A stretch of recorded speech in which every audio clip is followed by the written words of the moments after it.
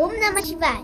ৰাতিপুৱা শুই উঠি আত্মহিতৰ কামনাৰে প্ৰাতঃস্মৰণ কৰিলে সৰ্বশক্তিমান প্ৰভু পৰমেশ্বৰৰ ওপৰত বিশ্বাস, নিজৰ মাতৃভূমি আৰু ৰাষ্ট্ৰৰ প্ৰতি ভক্তি আৰু প্ৰেম তথা আত্মগৌৰৱ আৰু স্বাভিমান জাগি উঠে। তাৰ ফলত প্ৰফুল্লতা, উৎসাহ, দৃঢ়তা আৰু উল্লাসেৰে নিজৰ কৰ্তব্য পথত আগবঢ়া ব্যক্তিয়ে নতুন সফলতা লাভ কৰে।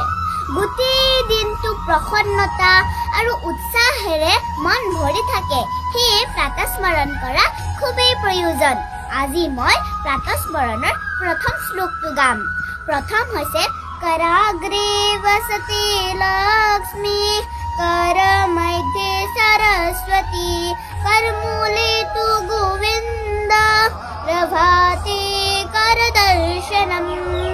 ইয়াৰ অৰ্থ হ'ল ৰাতিপুৱা শুই উঠি আমাৰ নিজৰ হাত দুখন চোৱা উচিত।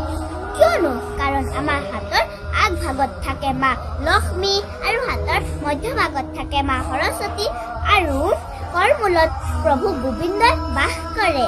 অৰ্থাৎ পুৰুষাৰ্থ নাইবা কৰ্তব্যৰ মূলতে সকলো প্ৰকাৰৰ ধন ধান্য দাতা প্ৰভু গোবিন্দৰ ধ্যান আৰু কৰ্মৰ মাধ্যমত জ্ঞান বুদ্ধিৰ দেৱী মা সৰস্বতীৰ সাধনাৰ পৰিণাম স্বৰূপে সকলো প্ৰকাৰৰ সমৃদ্ধি মা লক্ষ্মী প্ৰাপ্ত হয়। এই তাৰ অৰ্থ।